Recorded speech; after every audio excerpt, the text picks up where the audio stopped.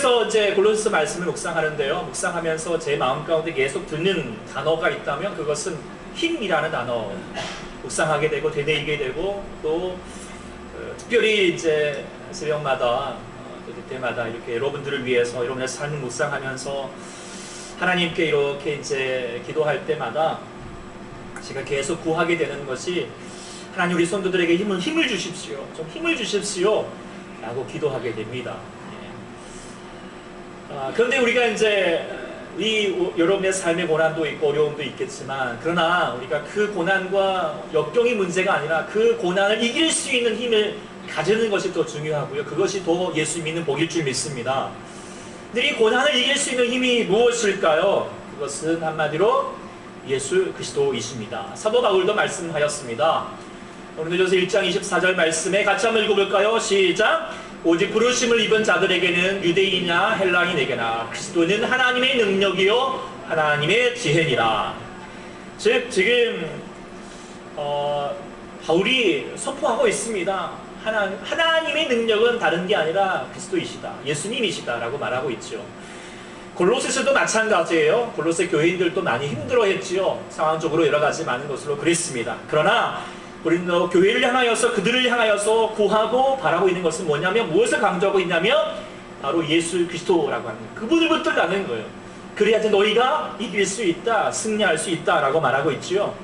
그래서 우리가 찬양했듯이 주는 나의 힘이요, 주는 나의 힘이요, 주님을 의지합니다. 영원히 난 주님만 의지합니다. 라고 찬양하는 것처럼 오직 예수님이 우리 가운데 힘이 되신 줄 믿습니다.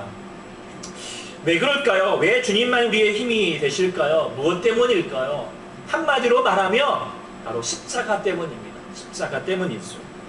예수 그리스도의 십자가가 우리 가운데 능력이 됩니다. 근데 그 십자가가 어떻게 우리 가운데 능력이 되느냐? 세 가지 차원에서 십자가 능력이 있음을 성경 전체적으로 흘러갔지만 골로새서를 통하여서도 우리가 볼 수 있게 됩니다. 우리가 열심히 적고 있네요.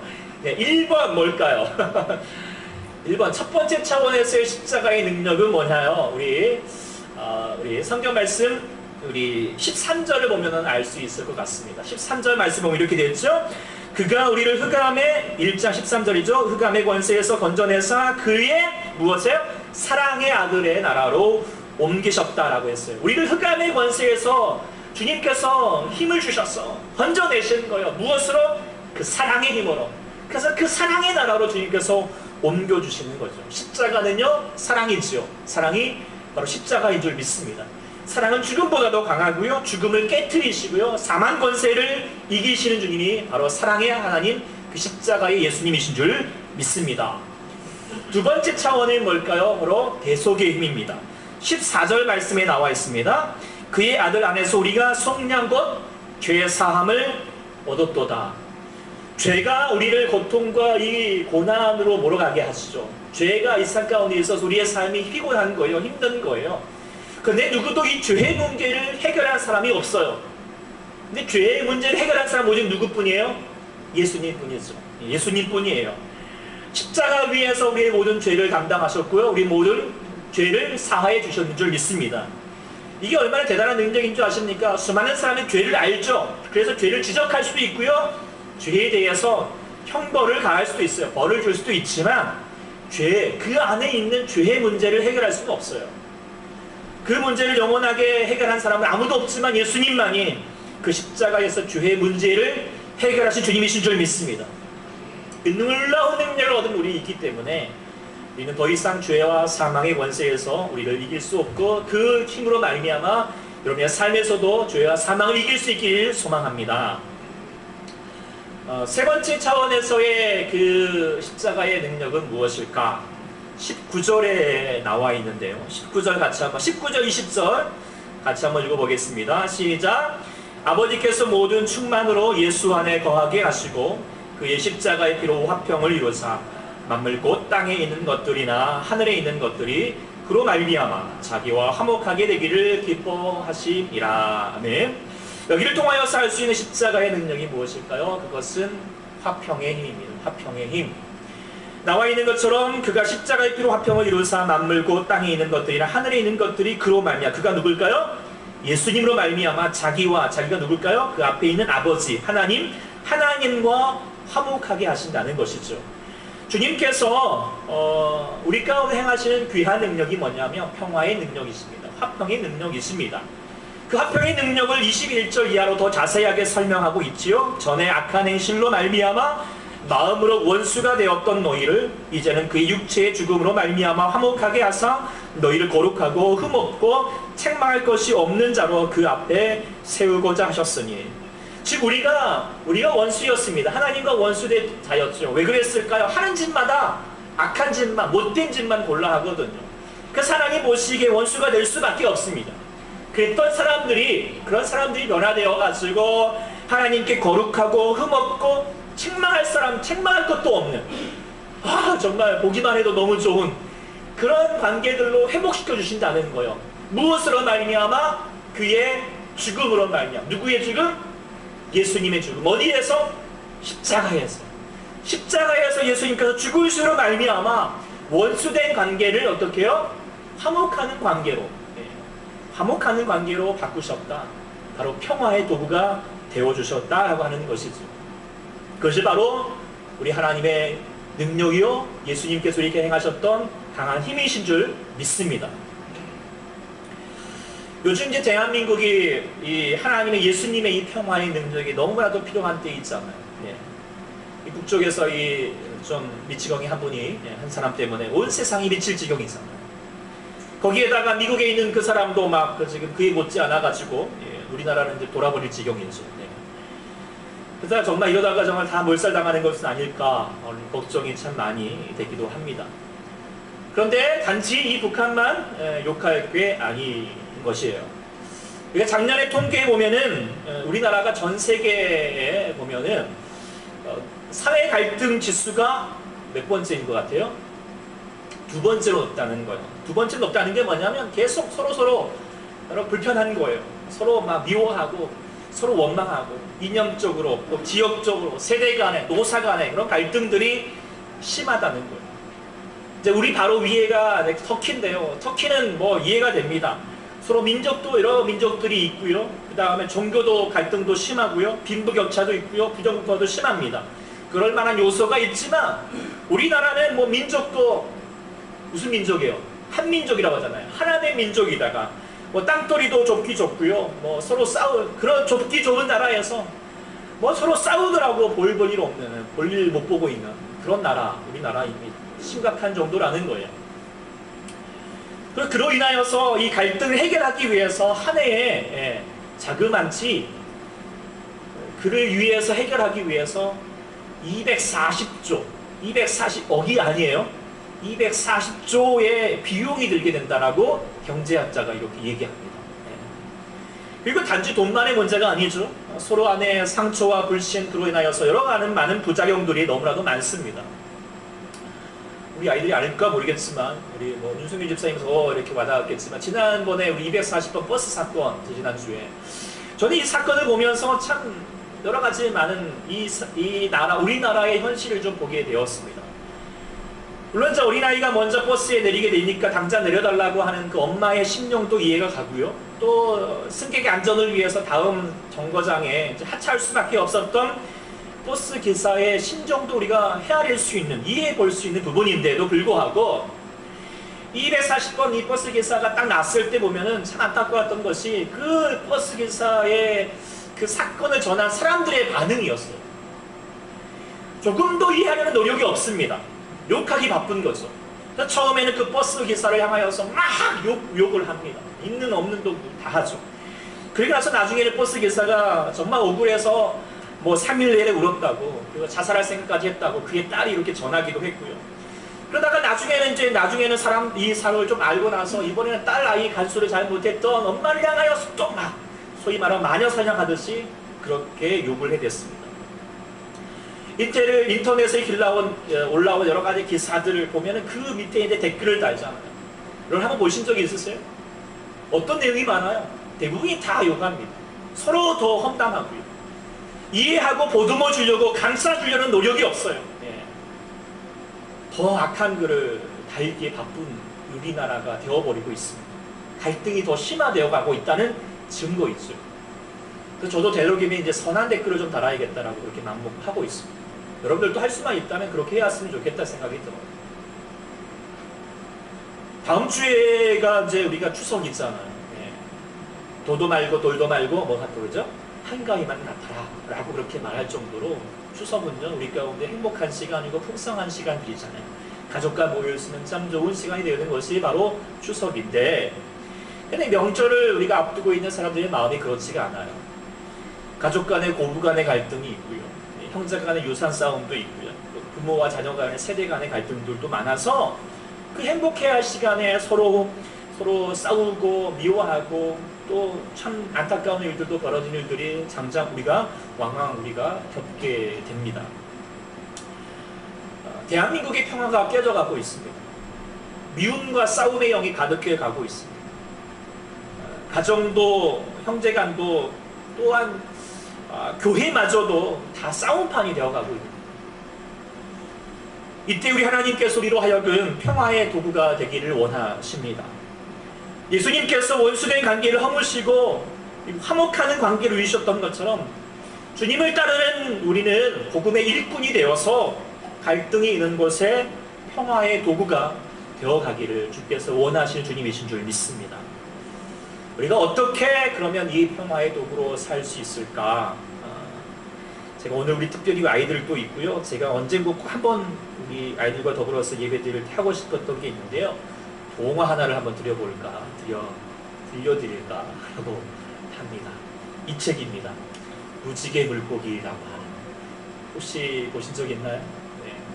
제 우리 아이들과 같은 순수한 마음을 가지고 이 동화를 한번 제가 들려드리도록 하겠습니다. 네. 우리 아이들도 잘 보십시오.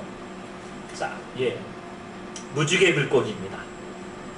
톤을 바꿔서 저 멀리 깊고 푸른 바닷속에 물고기 한 마리가 살고 있었습니다. 그 물고기는 보통 물고기가 아니었어요. 온 바닥에서 가장 아름다운 물고기였대요. 파랑, 초록, 자줏빛, 비늘 사이에서 반짝반짝 빛나는 은빛 비늘이 박혀 있었거든요. 다른 물고기들은 그 물고기 아름다운 모습에 감탄했습니다. 물고기들은 그 물고기를 무지개 물고기라고 불렀어요. 물고기들은 무지개 물고기에게 말을 붙였지요. 무지개 물고기야, 이리 와서 우리랑 같이 놀자. 하지만 무지개 물고기는 한 마리 대꾸도 없이 잘난 척하면서 휙 지나가 버렸어요. 예쁜 비늘을 반짝이면서 말이에요. 어느 날 파란 꼬마 물고기가 무지개 물고기를 뒤따라왔어요. 파란 꼬마 물고기는 무지개 물고기를 불러 세웠어요. 무지개 물고기야, 잠깐만 기다려봐. 너 반짝이 비늘이 참 많구나. 나한테 한 개만 줄래? 내 반짝이는 비늘이 정말 멋있어. 무지개 물고기는 버럭 소리를 질렀어요. 내가 가장 아끼는 건데 달라고? 내가 뭔데 그래? 저리 비켜! 파란 꼬마 물고기는 깜짝 놀라서 도망가 버렸대요. 파란 꼬마 물고기는 어찌나 마음이 상했든지 친구들에게 그 일을 일러 바쳤어요. 그 뒤로는 아무도 무지개 물고기랑 놀려고 하지 않았습니다. 무지개 물고기가 다가오면 모두도 자리를 피해 버렸던 거예요. 아무도 감탄해 주지 않는데 눈부신 반짝이 비늘이 있어 봐야 무슨 소용이 있겠어요. 이제 무지개 물고기는 온 바다에서 가장 쓸쓸한 물고기가 되어버렸대요. 어느 날 무지개 물고기가 불가사리 아저씨에게 고민을 털어놓았습니다. 나는 정말 예쁘잖아요. 그런데 왜 아무도 나를 좋아하지 않는 걸까요? 그런 물음에 대답할 불가사리 아저씨가 말합니다. 그런 물음에는 보답할 줄 말이 없구나. 산호초 뒤에 있는 깊은 동굴에 가면 문어 할머니가 만날 수 있을 거야. 문어 할머니가 널 도와줄 수 있을 것 같구나. 무지개 물고기는 동굴을 찾아갔습니다. 동굴은 너무 캄캄해서 아무것도 보이지 않았어요. 근데 갑자기 눈동자 두 개가 무지개 물고기를 향해 반짝 빛나더니 문어 할머니가 나타났습니다. 문어 할머니는 나직하면서도 힘이 있는 목소리로 말했습니다. 널 기다리고 있었단다. 파도가 벌써 내 이야기를 전해주더구나. 내가 널 도와주마. 내 반짝이는 비늘을 다른 물고기에게 한 개씩 나누어 주거라. 그러면 너는 더 이상 바다에서 가장 아름다운 물고기가 되지는 못하겠지만 지금보다 훨씬 행복해질 수 있을 거다. 싫어요. 무지개 물고기가 막 말을 꺼내려는데 물놈 할머니는 이미 까만 먹물을 내뿜고는 사라져 버렸습니다. 내 비닐을 나눠주라고? 이렇게 예쁜 비늘을? 안 돼. 반짝이 비늘이 없으면 난 행복하게 살 수 없는 걸. 순간 무지개 물고기는 꼬리 지느러미 속에서 물결이 살랑이는 것을 느꼈습니다. 파란 꼬마 물고기가 돌아온 거예요. 무지개 물고기야, 제발 화내지 마. 난 그냥 작은 비늘 한 개만 갖고 싶었을 뿐이야. 무지개 물고기는 마음이 흔들렸습니다. 아주 조그마한 반짝이 비늘 한 개뿐인데 뭘. 한 개쯤이야. 없어도 괜찮을 거야. 무지개 물고기는 조심스럽게 가장 작은 은빛 비늘 한 개를 뽑아서 파란 꼬마 물고기에게 주었대요. 고마워. 정말 고마워. 파란 꼬마 물고기는 좋아서 물거품을 보글보글 내뿜으면서 반짝이 비늘을 파란 비늘 사이에 끼웠습니다. 무지개 물고기는 기분이 조금 이상했습니다. 그래서 파란 꼬마 물고기가 반짝이 비닐을 달고 앞으로 뒤로 헤엄치는 모습을 한참 동안 가만히 지켜보았습니다. 파란 꼬마 물고기는 비닐을 반짝이며 바닷속을 휙휙 헤엄쳐 다녔습니다.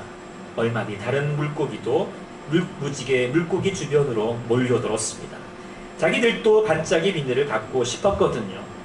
무지개 물고기는 반짝이 비닐을 하나씩 뽑아서 나누어 주었습니다. 나누어 주면 줄수록 기쁨이 더욱 커져가는 거예요. 무지개 물고기를 둘러싼 바다는 반짝이 비늘로 가득해졌습니다.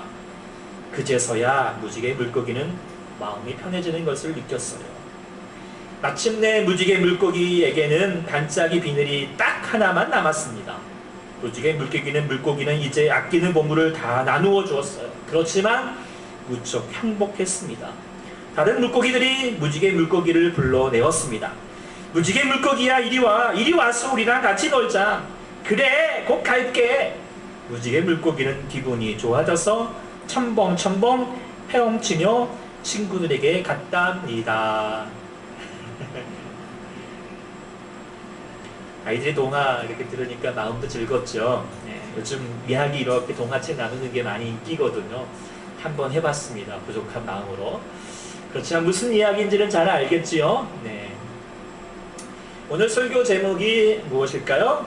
평화의 도구로 써주소서. 아시겠지만 이 길은 아시스의 성 프란치스코 평화의 기도라고 하는 제목의 내용이죠. 아시스의 성 프란치스코가 겪었던 이야기입니다. 어느 비바람이 치던 날에 누군가가 프란치스코의 방문을 막 두드리는 거예요.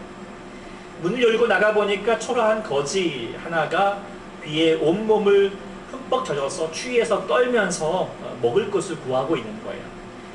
프란치스코가 문을 열어가지고 흔쾌히 그를 받아들여서 그 젖은 몸을 이렇게 닦아주면서 보았더니 깜짝 놀랐습니다. 얼굴이 일그러질 대로 일그러진, 코가 문드러진 나병 환자였던 거예요.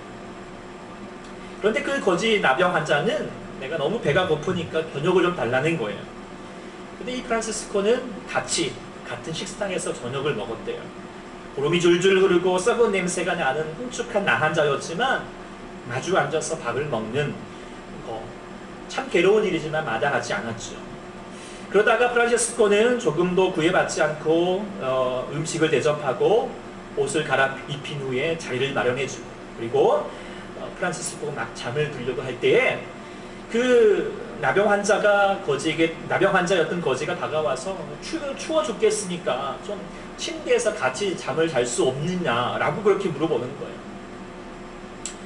그리고 또 이 프란치스코는 그 나병 환자와 함께 한 이불에서 한 침대에서 잠을 자게 되었대요. 나병 환자의 몸에서 흘러나오는 푸고름과 진물과 썩은 악취 때문에 숨을 쉴 수가 없을 정도였지만 프란치스코는 오히려 그 나병 환자를 보듬어주고 감싸 안아주면서 그 추운 몸을 자기의 몸으로 녹여주었다는 거예요. 새벽 기도 시간이 되었어요. 이제 프란치스코가 잠에서 일어나서 그 옆자리에 누워있는 어디를 찾으려고 그러는데 보이지 않는 거예요. 아무리 찾아봐도 행방이 묘한 거죠. 이상하다 생각하여서 보니까 잠자리를 다시 살펴보았지만 같이 잔 흔적도 없고 오히려 방 안은 깨끗했고 빛났고 냄새마저도 향기롭고 평화가 가득하더라는 거예요. 그러면서 문득 깨달았대요. 예, 자기와 함께 있던 사람이 누구였을까요? 몰라요. 하여튼 뭐 그렇대요. 네. 그러면서 그 주님이 프란치스코가 주님께 무릎 꿇고 기도한 내용이 바로 평화의 기도였던 것이죠. 같이 한번 제가 그 평화의 기도를 읊어볼게요. 네. 주여 나를 평화의 도구로 써주소서. 미움이 있는 곳에 사랑을, 상처가 있는 곳에 용서를, 분열이 있는 곳에 일치를, 의혹이 있는 곳에 믿음을 심게 하소서. 주여 나를 평화의 도구로 써주소서. 오류가 있는 곳에 진리를, 절망이 있는 곳에 희망을, 어둠이 있는 곳에 광명을, 슬픔이 있는 곳에 기쁨을 심게 하소서. 위로받기보다는 위로하며, 이해받기보다는 이해하며, 사랑받기보다는 사랑하며 자기를 온전히 줌으로써 영생을 얻기 때문이니 주여 나를 평화의 도구로 써주소서. 우리는 때로는 평화를 갈망하지만 평화의 도구가 되기를 주저합니다. 미움이 있는 곳에 사랑, 사랑이 있는 곳에 용서, 분열이 있는 곳에 일치, 의혹이 있는 곳에 믿음을 실게 되는 것은 반드시 누군가가 평화의 도구가 될 때인 줄 믿습니다. 그런데 다들 위로하기보다는 위로받으려고 하고, 이해하기보다는 이해받기를, 사랑하기보다는 사랑받기를, 주는 것보다는 받으려고만 합니다. 그런데 그런 세상 가운데 우리 주님은 십자가에서 자신을 다 내어주심으로 말미암아 평화의 도구가 되어주셨습니다. 그리고 그로 말미암아 하나님과 화목하게 되었고, 내 안에 상처와 아픔과 미움과 슬픔을 이길 수 있게 하고 하늘로부터 내밀이는 그 평화를 얻게 된 줄 믿습니다. 그리고 이제는 주님께서 우리 가운데 부탁하십니다. 이제는 내가 평화의 도구가 되지 않겠느냐. 분열과 갈등이 가득한 이 땅에서 평화를 전하는 자가 되기를 주께서 원하시는 주님이신 줄 믿습니다. 하나님께서는 우리 모두에게 무지개 물고기처럼 은빛 비늘 다 하나씩을 주셨어요. 이게 뭘까요? 여러분들 가운데 여러분들의 빛나는 외모이고, 달란트이고 은사이고요. 무엇보다도 주의 복음인 줄 믿습니다. 이것은 내가 혼자 가지라고 주신 것도 아니고 내가 혼자 가져서 행복해지는 것도 아닙니다. 우리는 이것을 나눌 때 더 행복해질 것이고 즐거워질 것이고 하늘로부터 평화가 임하게 될 줄 믿습니다. 저와 여러분들이 모두 이 평화의 도구가 되셔서 여러분이 거하는 곳마다 미움이 있는 곳에 사랑이, 상처가 있는 곳에 용서가, 어둠이 있는 곳에 광명이, 슬픔이 있는 곳에 기쁨이 넘치기를 축원합니다. 오늘 우리가 마지막으로 찬양 불렀던 당신은 사랑받기 위해 태어난 사람이라고 하는 제목, 그 후배 우리 목사가 이렇게 이제 이민석 목사가 이렇게 제 곡을 지어서 불렀는데요. 참 믿지 않은 분들도 많이 부르는 찬양이죠. 그래서 사랑받기 위해 태어난 사람이라고 하는 사실을 통하여서 위로가 되고 힘이 된 것 같습니다. 근데 사실 이제 이 곡을 이렇게 전해드리면서 또 다른 저희 후배 한 명이 설경 목사 있죠. 지금 목사님이지만 가만 묵상하다가 이에 대한 답가를 또 지어야겠다라고 해서 그 답가를 지은 내용이 바로 또 하나의 열매를 바라시며 라고 하는 내용이죠. 곡입니다. 내용은 간단합니다. 뭐냐면 당신 사랑받기 위해 태어났지만 그렇지만 또 그 사랑받은 자로서 또 사랑을 전하기 위해서 태어난 사람이다. 이 사실을 우리가 잊지 말자라고 하는 것, 그것이 바로 우리 찬양인데요. 그 사랑을 우리가 기억하면서 우리가 그 찬양을 기억하면서 우리 같이 한번 찬양하시고, 오늘 우리가 다시 품었던 우리가 주의 평화의 도구로서 주님께서 우리 가운데 평화의 도구가 되어주셨는데, 나도 이 세상 가운데 미움이 가득하고 특별히 우리나라가 우리 민족이 특별히 우리 가족들이 미움과 갈등들이 많아지고 있을 때에 내가 평화의 도구가 되기를 소망합니다.